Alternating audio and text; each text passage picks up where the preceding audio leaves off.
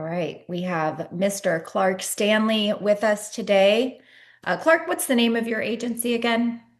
The Anchor Point Group. The Anchor Point Group. Yes, at the hmm Anchor Point Group here at Lasting Mark.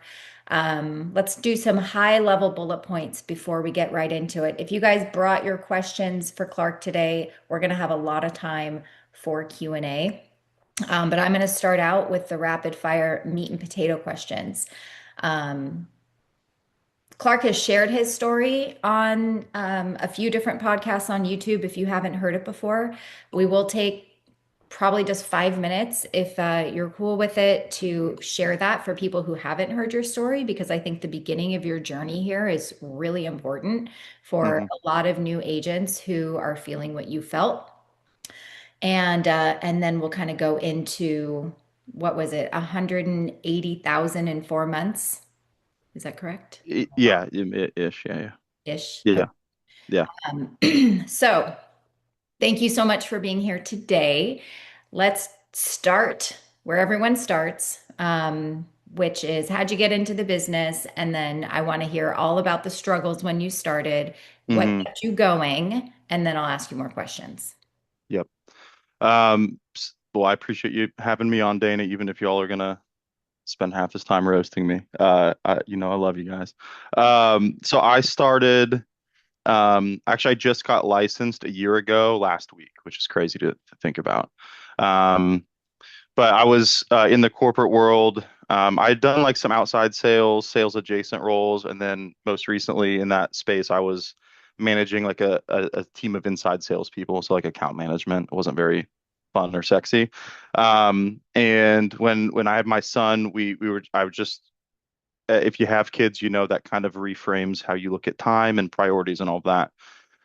And I was just kind of tired of being an employee. I kind of saw my ceiling in the corporate space, and I didn't think anyone was about to make me like VP anytime soon. So I was looking for a pivot. I've always been very entrepreneurial, so I've like wanted to own my own thing, but I didn't have like the right vehicle for that.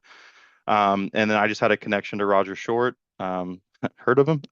Just kidding. And had a connection to Roger, reached out to him, and then one thing led to another, and I ended up going through the course and getting licensed and all of that. The goal was to like I'm gonna do this part time in the evenings through the end of 2024. So like, October, November, December, make sure I like have the sales process down, and then go full time the start of this year.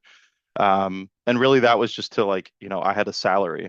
I had a very comfortable six-figure salary. I couldn't just like bounce and then find out I suck at this. So I was doing that in the evenings. I would work my 9 to 5, help with dinner, get my son down, and then call until I tapped out basically in the evening. And I was really bad, Dana. So yeah, I mean, I had sold before. I don't think I was like fully convinced of this process or this industry. I trusted Roger, obviously, but I was just like kind of one foot in, one foot out.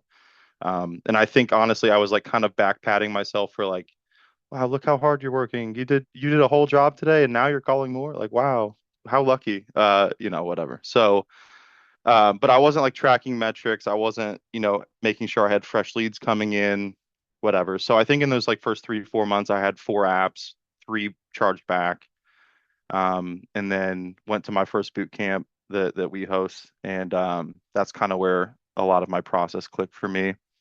And from there, it was just kind of like off to the races. So, um, And that time period, again, from like when you started, how mhm. long were you failing for before you went to that first boot camp? Like 4 months, 3 months. 3 or 4 months, Yeah, yeah, working part-time, really at not sure. when Yeah. after working a full job. So what motivated you to go all in after failing for 4 months? Like that's not normal. For sure. I mean, well, one, I mean, now that I'm building a team, I'm seeing a lot of me's out there. It's really frustrating because I was just there, and I can, I'm talking to other professional guys and gals that are like, yeah, I want to do this. I want to change my life. And then they're doing what I did, and I can see it very clearly. So shout out to my upline Mike and Jalen for not killing me. But um, yeah, I went to the boot camp and I made like 8 grand in a day and a half and was like, oh, okay, okay. That was the first time I had really gotten to see like what it looks like if I do this like in a full-time capacity, even if it's like a short window. So I was like, if I can expand that to 40, 50, 60 hours a week, what would I be making? And So just to clarify, mhm, because I want to make sure this is clear, it wasn't it wasn't necessarily your skill or lack of skill that caused you your slow start in the first 3 or 4 months. It was the amount of very, hours you were able to put in. it was self-inflicted. Yeah, correct. So you were selling, but you just had a small volume of leads to sell through, and then you weren't. N- I didn't know my script well. I didn't bring in fresh leads weekly. I didn't, um, I didn't follow a lot of like the advice that I was getting from my upline. I was doing it when I could. I was trying to reinvent the wheel and not run the play before I knew what I was doing. So Okay. it was all self-inflicted. Yeah. How many boot camps have you been to? I think 11 now. I just registered for the one in Louisville here in a couple weeks and then yours, Dana, and I think one of those should be free because at this point I'm keeping the boot camp afloat. I'm like the one guy that still goes to Long John Silver's. I'm like, what are we doing? Yeah, Clark, this will be our lucky number 13 at the Hey, California boot camp. I think there's something special that happens at boot camps besides just sitting, in your seat all day long and making calls. Like, hmm what do you think happens in that room that is hmm different than when you're just home? I mean, success happens in community, one. I mean, if you're a new agent, even if you're a seasoned agent, you get to hear how other people handle different objections or situations or see their work ethic. Like I love a sales bullpen. I've been in that environment where it's just like chaos and energy, and I love that. Yeah. That's probably because I'm chaotic and energetic, but um, I love that. I feed off of it. I miss that when I'm sitting in my little dungeon of a basement calling. I like being around people and feeding off that. So, and I'm deeply competitive. So when I'm in that environment too, I'm like, oh, I'm gonna smoke these people. Like that's honestly my thought. Not out of arrogance, but because like I'm seeing all these other people that are heavy hitters and I'm like, oh, I want to keep up, you know? So it's fun. It's competitive. But yeah, you have people like the Danas and Elvirs and Rogers and Chris's all in the room. Um, like that is such a unique opportunity to learn and hone your craft. I still go just because I like to be around the fire, but also I learn something new every time I go. Like even if it's something small. Um, shoot, Tim, I'm so sorry, man. I'm forgetting your last name. Oh, Jeremy Minor Part oh, Two. What's your no. last name? It's Iller. Iller. Iller. Iller. Iller. Yeah. You are the illest, dude. Tim was at the last boot camp I was at, and he was sitting behind me. And dude, it was like your first week calling. Sounded incredible. I like turned around like 5 times. I was like, did you download like Jeremy Miner's? Like, is this an AI? Like, what is happening? Um, but like, dude, your ability to you just were on the phone constantly, and it just kept a fire under my butt because I was like, man, if he's keeping going, he's keeping pushing, what am I doing? So, it can be someone brand new. And I watched you. Would you get 2, 3 apps your second week of dialing? I've only gotten one since the boot camp, so Okay, well that's not. Listen, yeah. Tim, we're building you up here, brother. I'm trying to Okay. edify you. All Okay, right. All right. All don't undercut me like that in front of my friends, Tim. Uh, right. Gosh, I take it back. But anyway, you have people around you that are pushing you, and that's a valuable thing. So Okay, cool. So let's talk about your process. And when I say process, and you were talking about the importance of making sure you have new leads every week. yeah, So how many new leads on average are you looking at? How much do you spend every week for those leads? yeah. So up until a few weeks ago, I've been kind of going through a transition with like my lead gen and all of that. But um, I've been spending between like 1,000 to 1,500 a week in leads, Hmm. and that'll get me between 50 to 75 leads a week. And Okay. I've not really changed that since I started. I just have a recurring order. I did just start with Oscar, so that's changed a few things. I've reduced my lead spend with Kaboom that I was using and putting some of that towards Oscar, and I've been using all calls and all, different things. But Yeah, and we'll talk about we'll get into all that. Yeah, yes, that's we'll get fine. into all of that. So I think that your contact to conversation rate is really important in determining Hmm. how many leads is appropriate. So when you Hmm. get someone on the phone, when someone answers the phone, Hmm. how good are you, or how if you track it, like what percentage of people are you getting to stay on the phone? Yeah. So if I get someone on the phone right now, I'm at like 70-ish% to stay on the. That doesn't mean I'm closing 70 of those 70%, but if That's someone answers, yeah. That's high, by the way. So when Clark says 50 to 75 leads a week, that is for someone who can keep 70% of their pickups in a conversation, right? And so if you are like at a 20% contact to conversation, you need that many more leads to have the same amount of conversations as Clark does.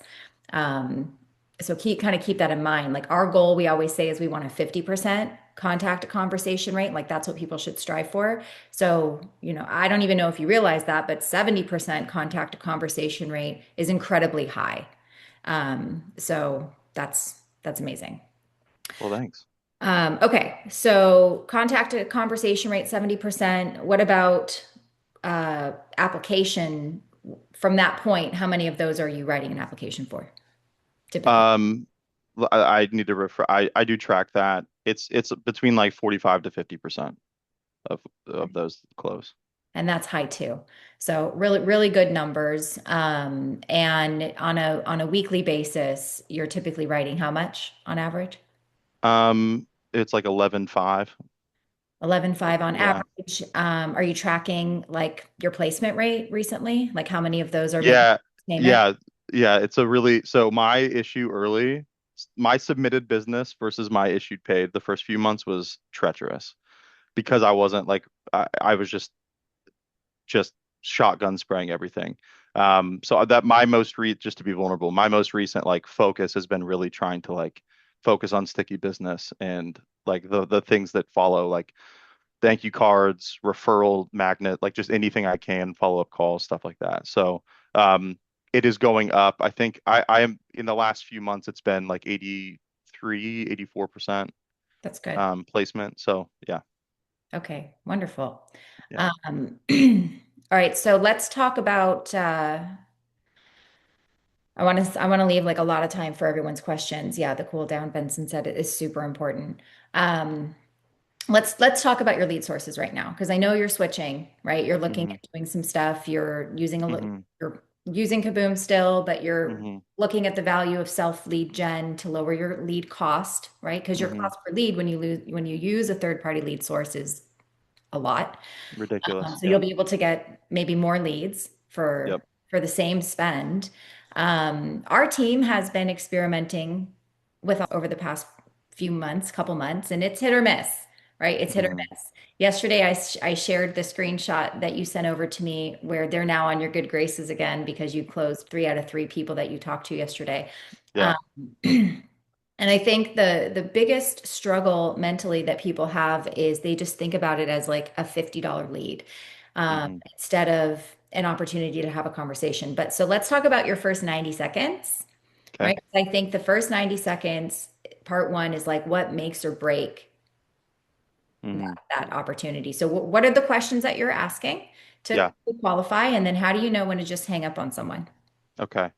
So my to speak very candidly, I'm kind of I don't know if I can swear on this. I'm kind of a dick in the first 90 seconds. And I think that's what it takes. Just to be honest.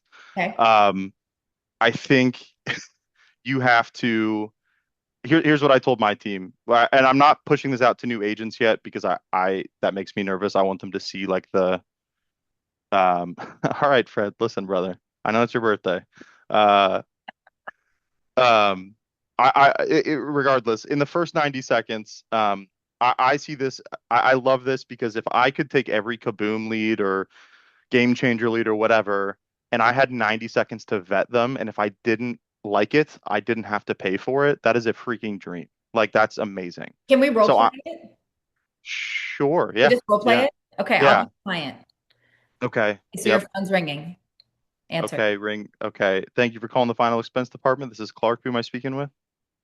Hi, Clark. It's Dana. Dana, you sound like you're on your deathbed. No, Dana, how you doing today, ma'am? I'm good. Very good. And Dana, were you calling to compare options for final expense and burial insurance today? Yeah, the final expense ad. The ad, okay. Well, yeah. So were you just hoping to compare cost monthly to see what would be the lowest for you to make sure that your family got the most amount of benefit when you pass away? Yes. Okay, perfect. And then, ma'am, are you between the ages of 50 and 80? Yes, I'm 72. Okay, excellent. And then, ma'am, for discount purposes, do you have an active account at a local bank or credit union? Yes. Okay. Perfect. And then you're giving me a laydown here. So basically what I'm doing in the first 90 seconds is if the vibe is even off, I'm baiting them to tell on themselves. Any of those knockout questions, that's what I'm doing. So like if you said the ad, I usually with somebody I would might have said, "What ad did you see?" or whatever, and they're like, "Oh, the 50,000 from the IRS or whatever." They say some BS. And I'm like, and then I'll say, okay, well, yeah, you can qualify for up to that. It really depends on what you're able to afford. Were you under the impression this was free? If they say weird things, I'll just ask, were you under the impression this was free? That's a And good question, guys. and then a lot of times they'll say yes, and I'll go, oh, unfortunately, it's not, ma'am, because one of the knockout questions is they thought it was free. Right. So if I'm not trying to spend $50 on this person, they're giving me a weird vibe, whatever, I will bait them into telling on themselves. I've even said this is a little ballsy, but I will say like they may have answered all the questions correctly, but I know that this is not a buyer. I will say, okay, well the process takes about like 35, 45 minutes. Do you have that time right now? And they'll be like, no. And I'm like, all right, well, it's been fun, Betty. And then so A good little trick. I truly am like, I'm not spending $50 on this if I don't think. And again, there's some on the line and I'll still try to close them, obviously, Yeah. um, but yeah, I'm trying to get them to tell on themselves early and often.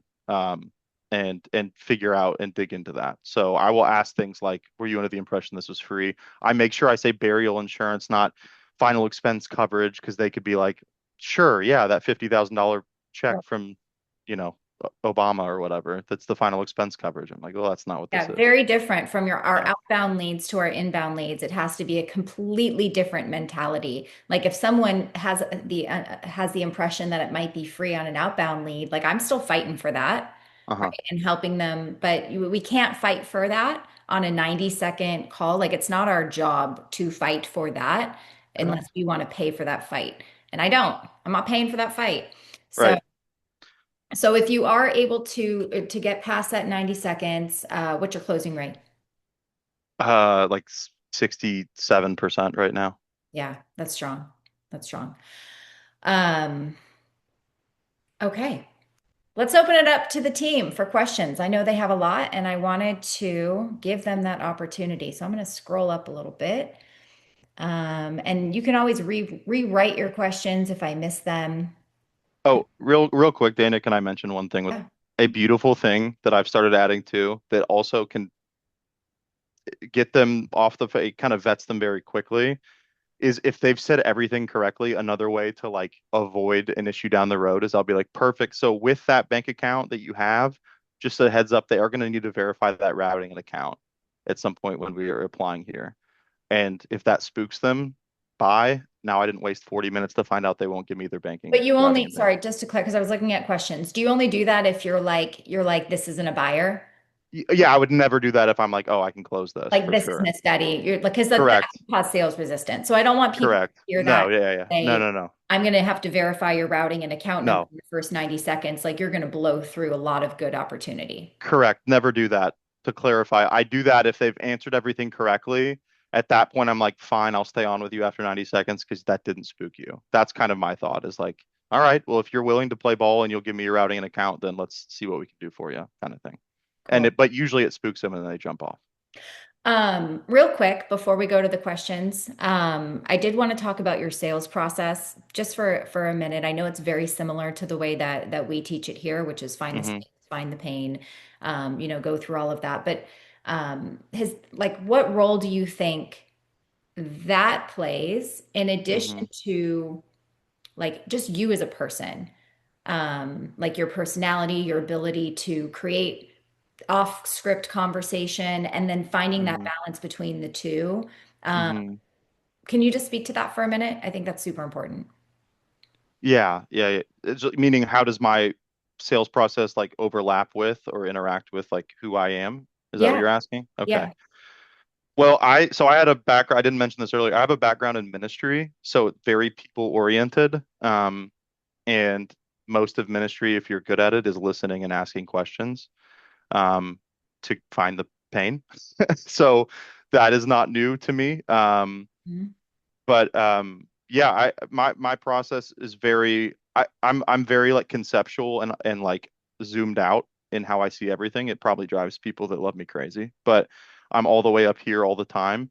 So that's how I see like my sales call as well, like from the beginning to the end. Like when you were talking about Dana, like who do you keep on the phone? Mhm. My goal is just like win the first 30 seconds, win the next 2 minutes, win the next 10 minutes, close. Like that's what it is in my head. It's just chunks.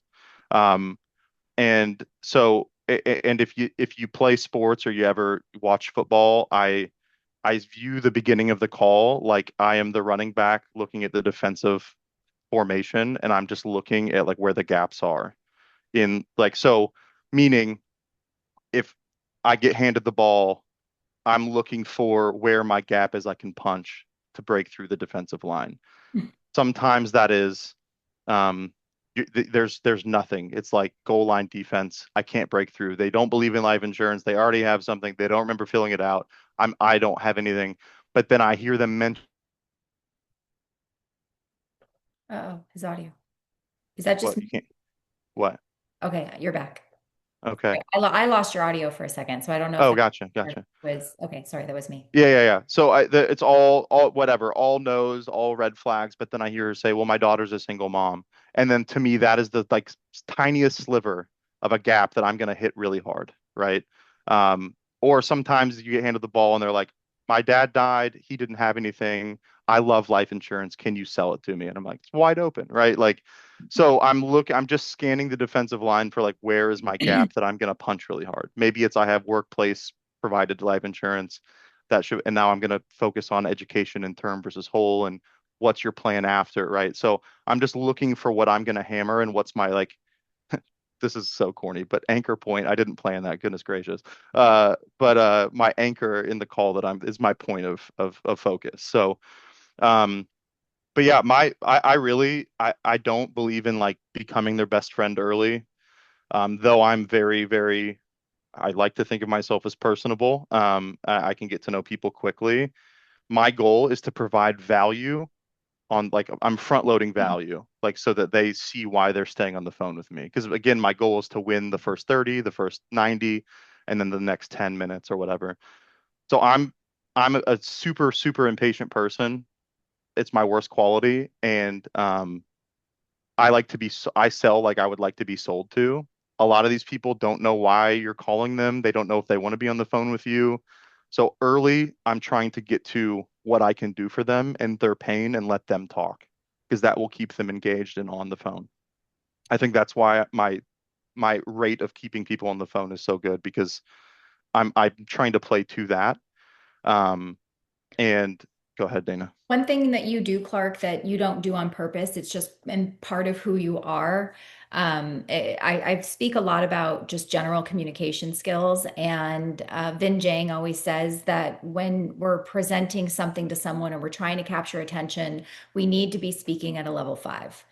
And if we look at volume on a pendulum of 0 just being very soft and meek, and 5 being like, I command your attention and you will listen to me, you're definitely a 5, if not a 6. But most people speak at a level 1, 2, or a level 2, 3. Mm, And when we speak at a volume that soft, there's no confidence is not being portrayed. We're not giving them a reason to hang out on the phone with us. And if you guys have an opportunity to hear Clark in a boot camp and actually hear him on the phone, you can't hear anybody else but Clark. Right. So Clark is a level 5, 6, and he commands that attention. And I believe that is part of his ability to keep people on the phone because, like, people feel like they have no other choice but Mm, to hear what you have to say. And it's actually it's something that a lot of people have to work on, but you do it naturally. Do you have an assistant from Joe? I do not, not yet. Working on Okay. Um, how do you transition from a dick to not a dick? it. Is that a life question or a In the first 90 seconds. I don't know if that no, was no, I a know. real No, I question know. or I not, but know. we're I asking. didn't know if you're referencing like, college Clark versus now or something. No, that's a great question. So, uh I just move very quick. I'm not okay. I told my team this all the time. There's a big difference between being nice and being friendly. Um, Nice is like that Clark is so sweet. And if we ever want to buy life insurance, we're going to go to him. Friendly is like he's approachable, but it doesn't like lower your status in their head. So I can be friendly, but still like confident and like carry myself the way I want to be like perceived on the phone. Nice is like, oh my gosh, Miss Betty, that is like, I'm not going to talk like that. So it's not a hard transition for me. And Dick was probably too strong of a word there, but I'm just very blunt early to just vet the heck out of them, Yeah. right?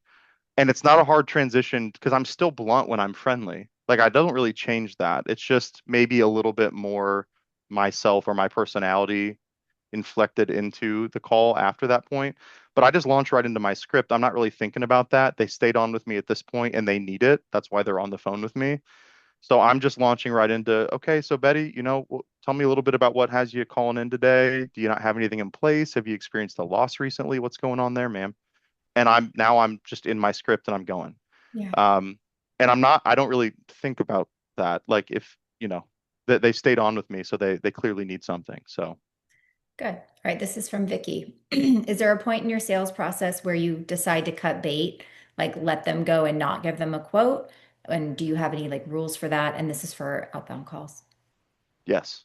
Um, yeah, if they don't want to play ball, I'm not going to spend more time on the phone with them.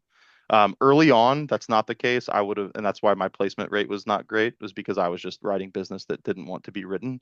And because I can drag them to an app if I want to, but that's not business I want either at this point. So, um, yeah, I think I learned that from one of your videos, Dana. Shout out to y'all's leader. But yeah, if they're not getting in the stakes with me or they're not coming to meet me where I'm at, I'll just say it doesn't sound like this is super important to you. Am I wrong? Like whatever. And then that gives them a chance to come to me. They might be like, no, it is. And I'm like, okay, well, and then I can explain why I'm asking what I'm asking, or like, well, I need to do this for my process to make sure I'm doing this right for your family.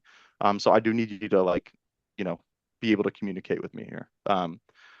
So yeah, I will absolutely cut bait.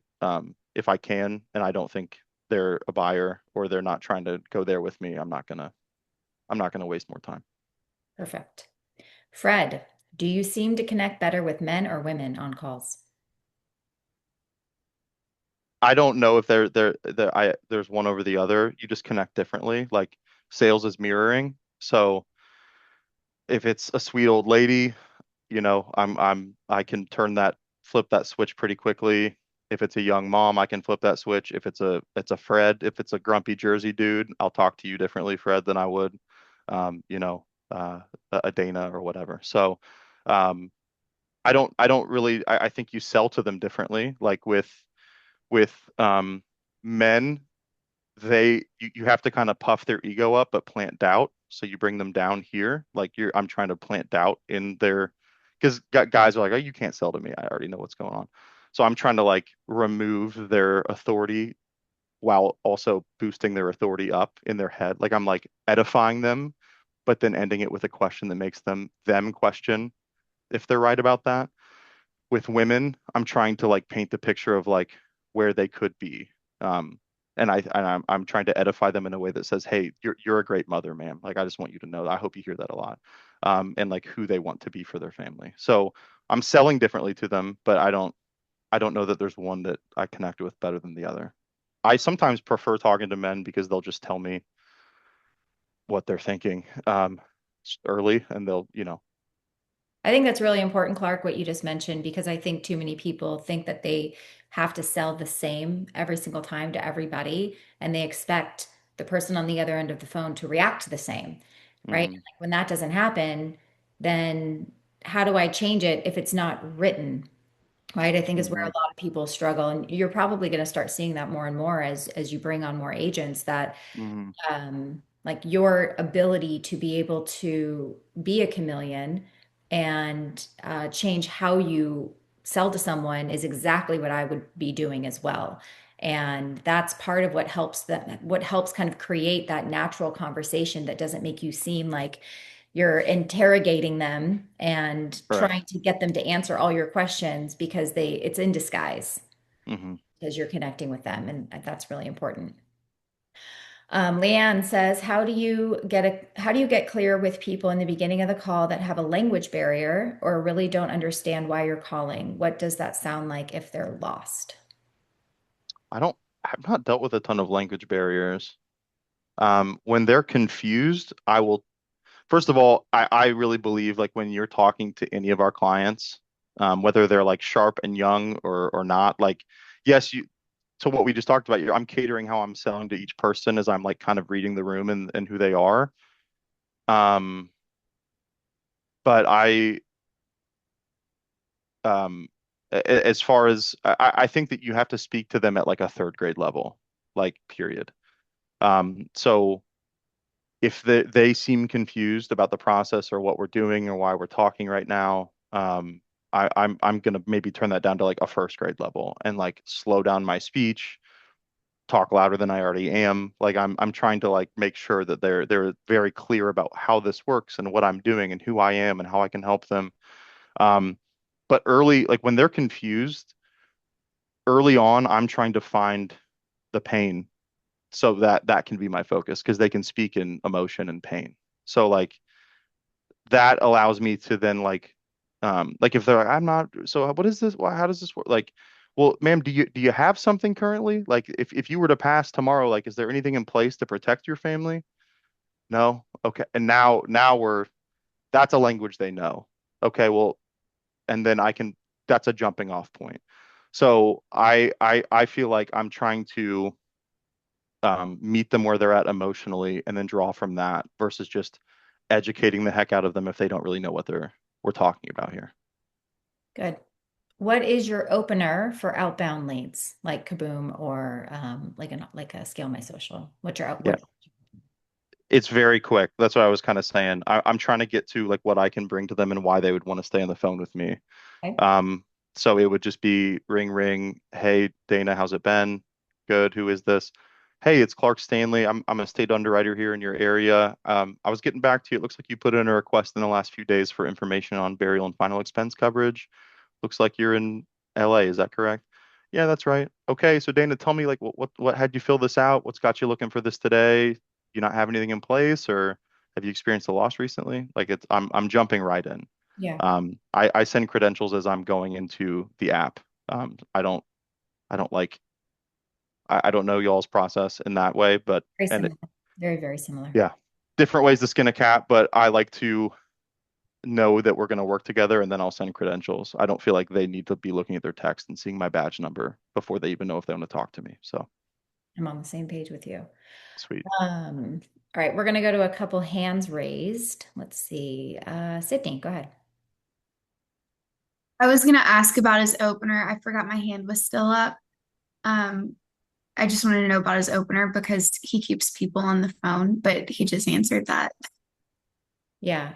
Yeah. So one of the things that I talk about a lot is after the first, 10 seconds, if we have to overcome any objections, we do, but I'm going right into why are we on the phone? Right. Not who am I?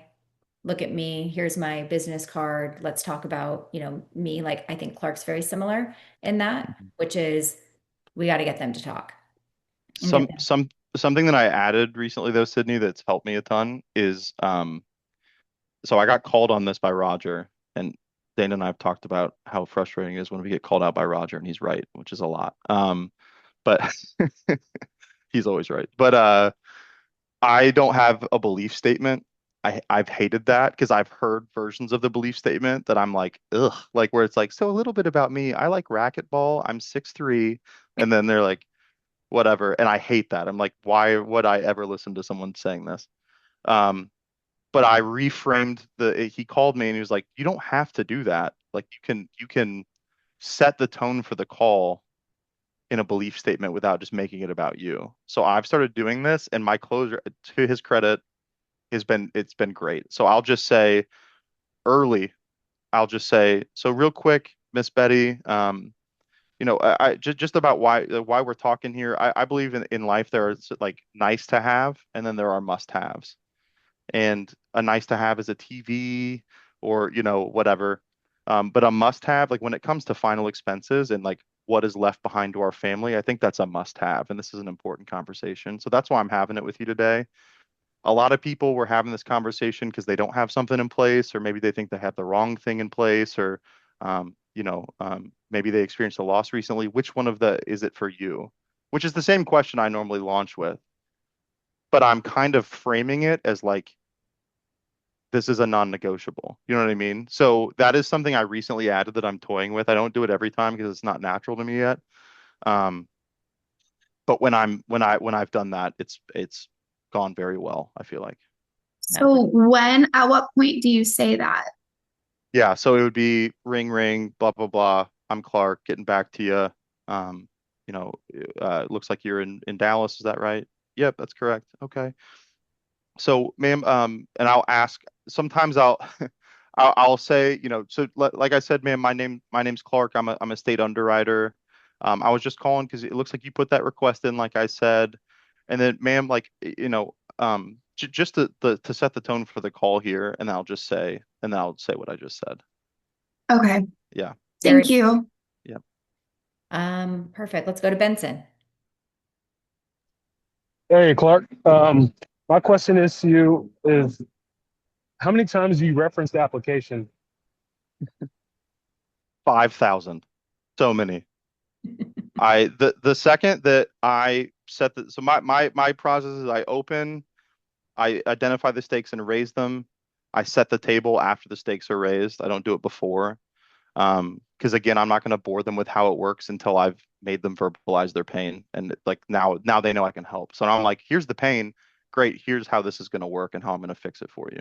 So that's in the call where I set the table.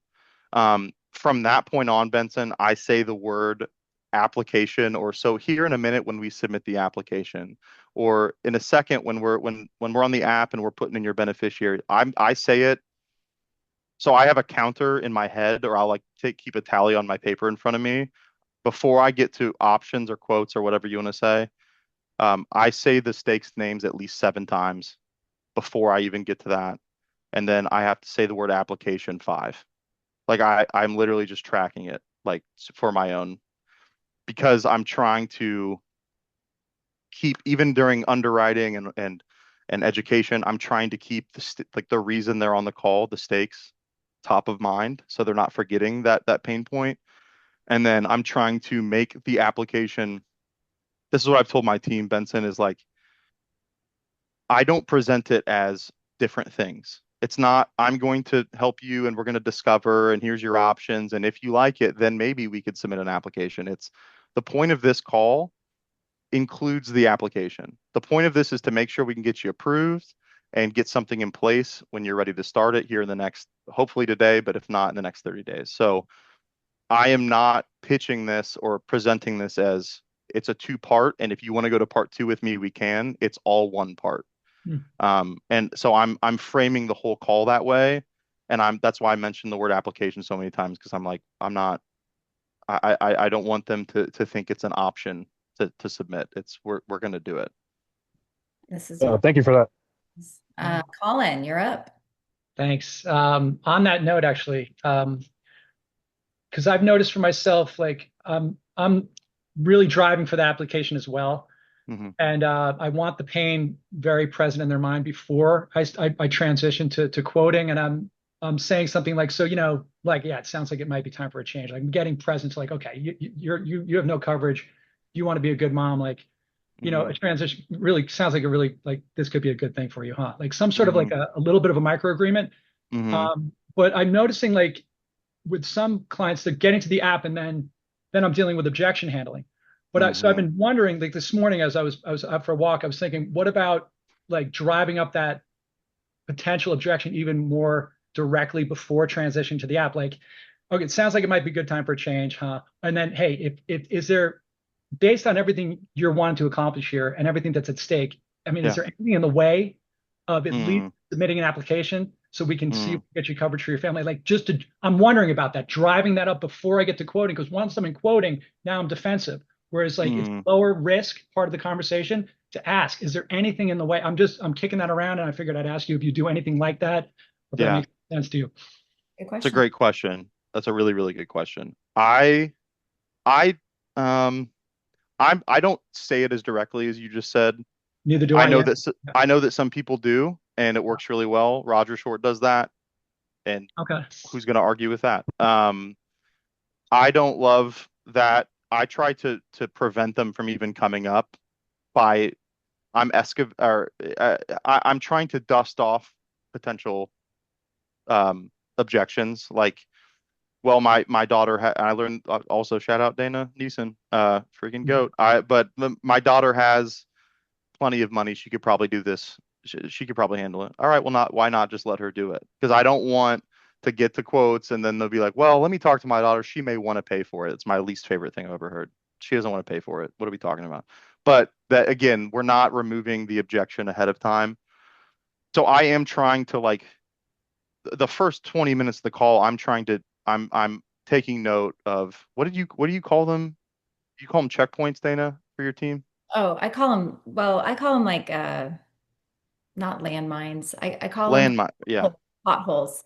Potholes, yeah. So I'm Every looking possible for, pothole, I'm trying to cover those potholes correct. in Yeah, discovery so that I can have yeah, tons of ammunition when they try to give me some bullshit about why they don't want to do it. correct. Thank you for saying bullshit. Now I don't feel as bad about Dick. Thank you.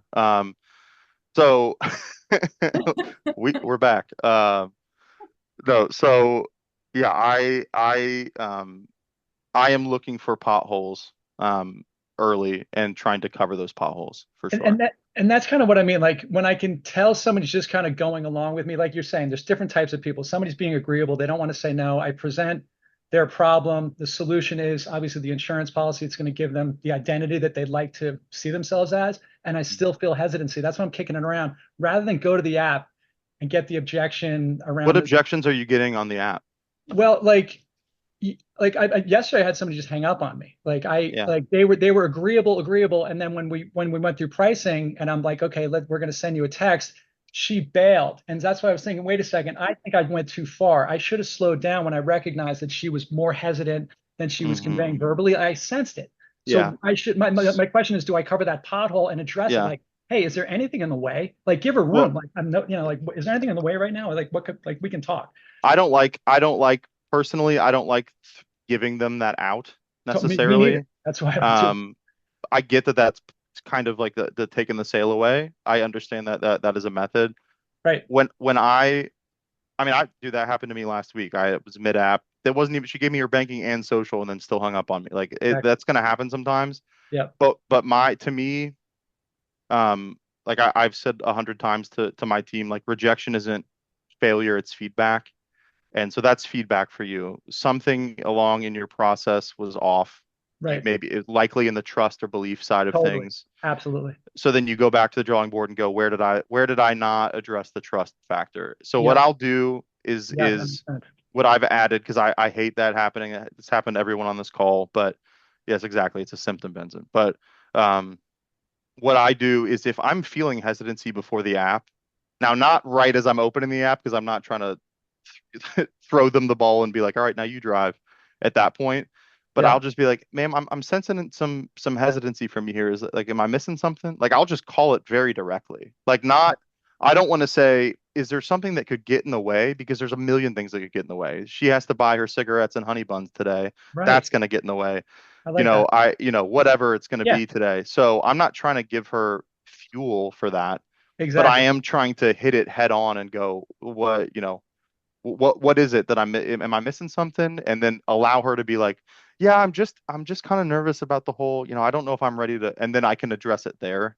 Does that make sense? Like that makes a ton. I mean, it's really addressing the question directly because it was again I was kicking it around this morning, but I like that just naming. I'm sensing some hesitancy here. Hmm. Is there Yeah. anything that we might not have covered? That's perfect. Thanks for that answer. That's exactly what I was Le- looking for because I'm the same way. I don't want to put in their mind, is there something in the way? I don't want to say those words. What's in the way? Because then they start thinking what's in the way.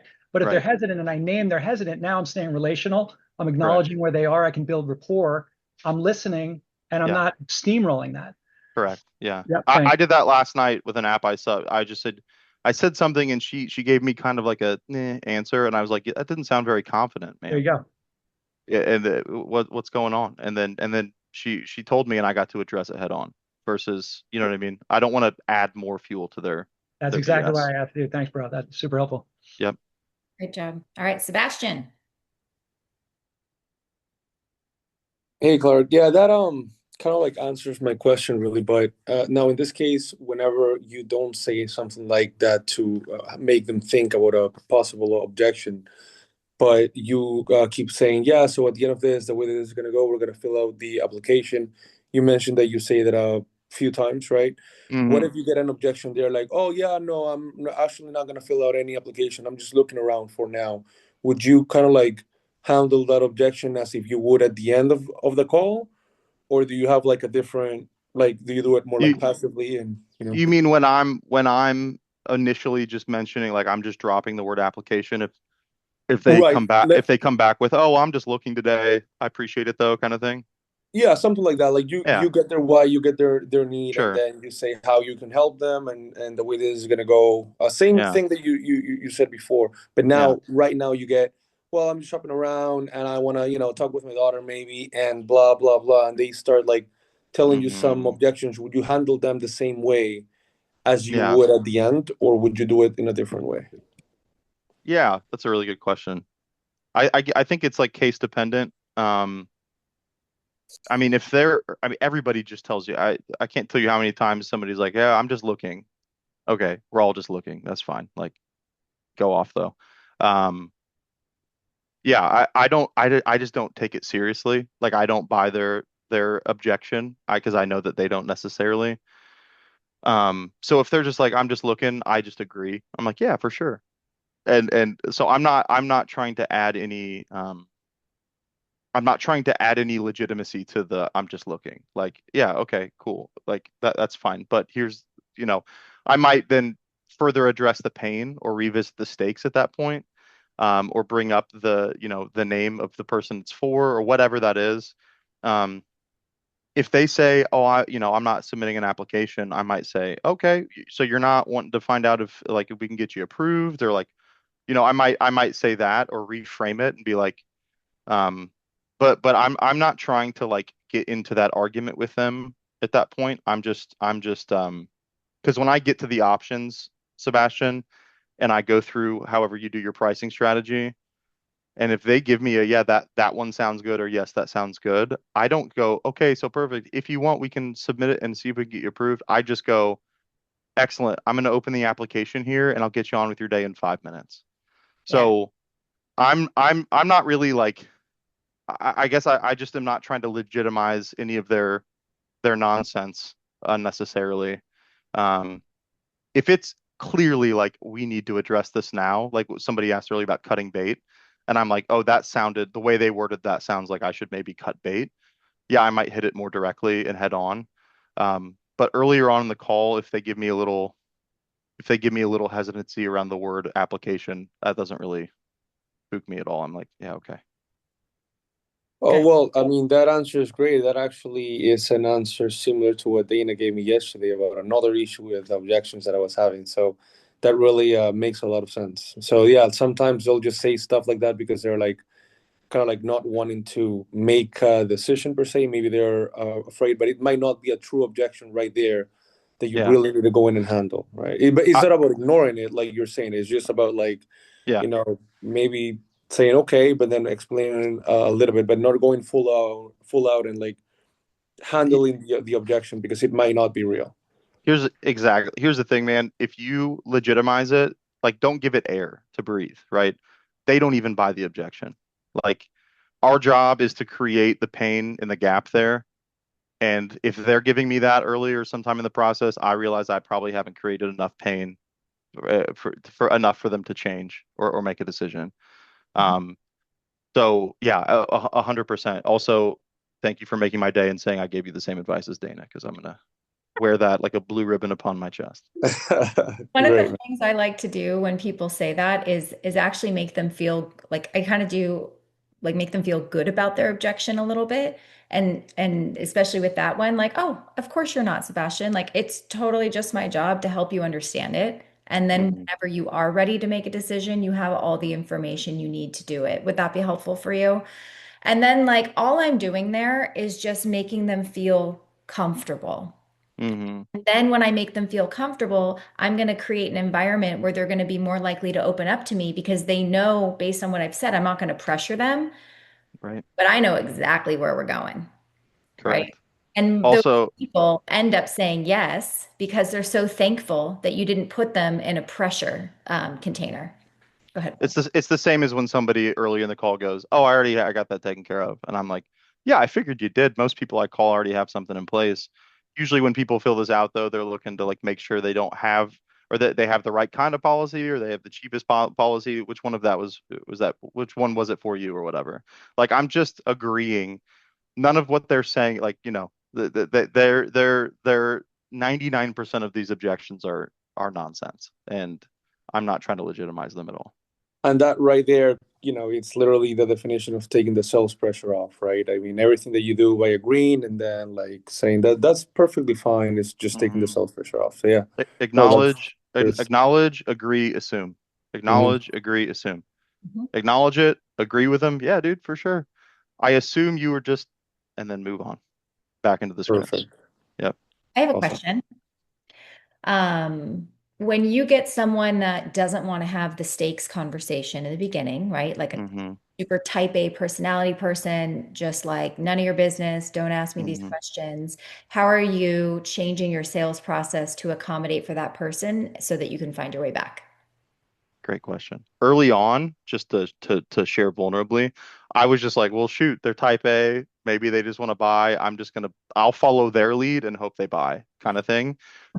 Terrible. I mean, sometimes you close them because they're just like a unicorn and they're actually ready to just buy a policy, whatever. Um, but that was like 3 out of 10 times, so not a great conversion rate on those. I will again, that's energy matching and mirroring.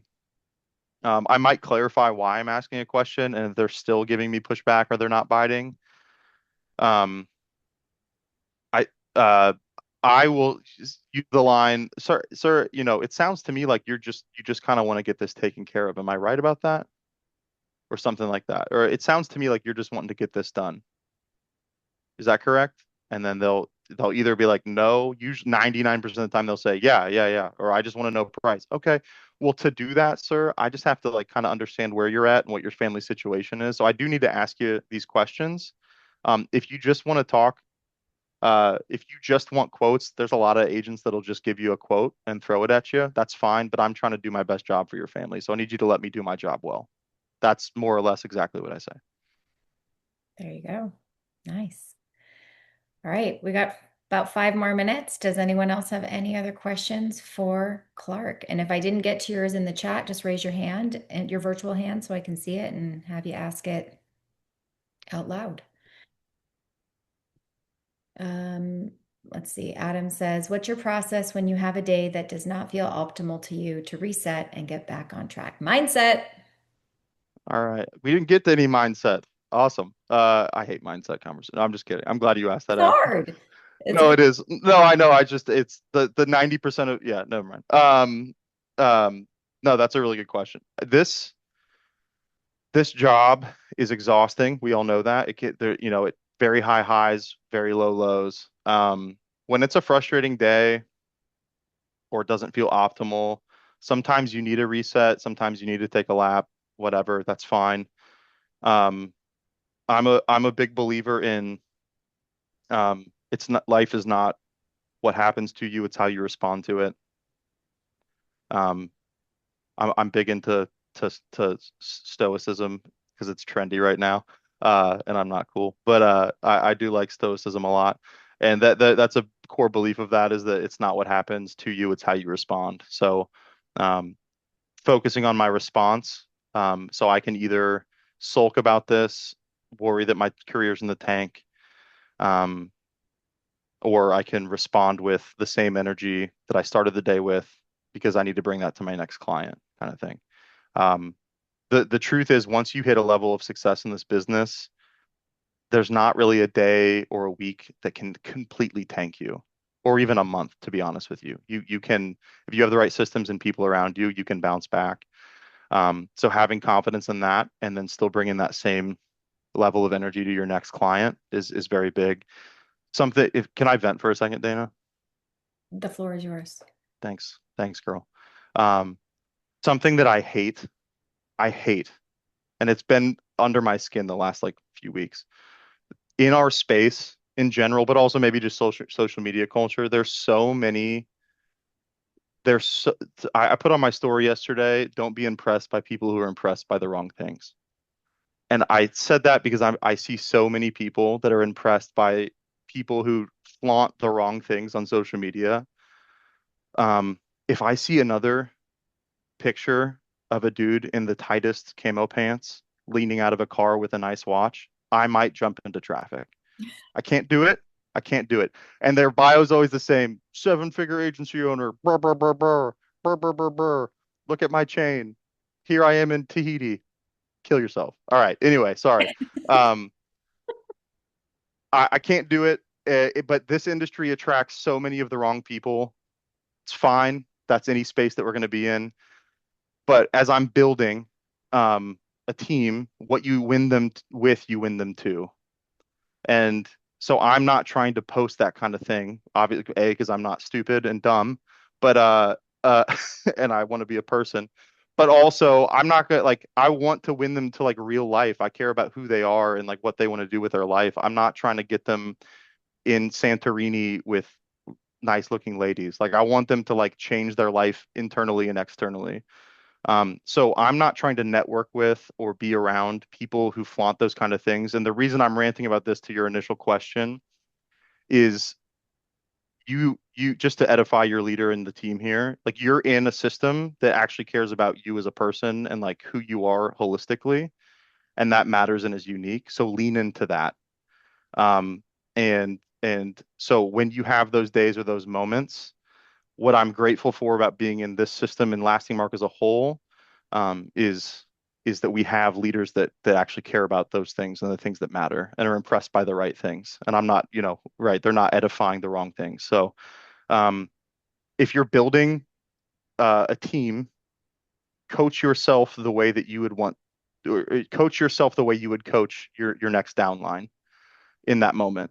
That's what I tell myself. Because now I'm responsible for 12, 15 agents and it's overwhelming. And guess what?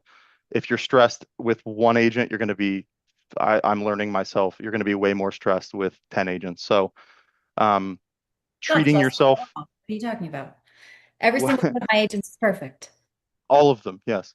But treating yourself with that same empathy and care that you would your agent is important.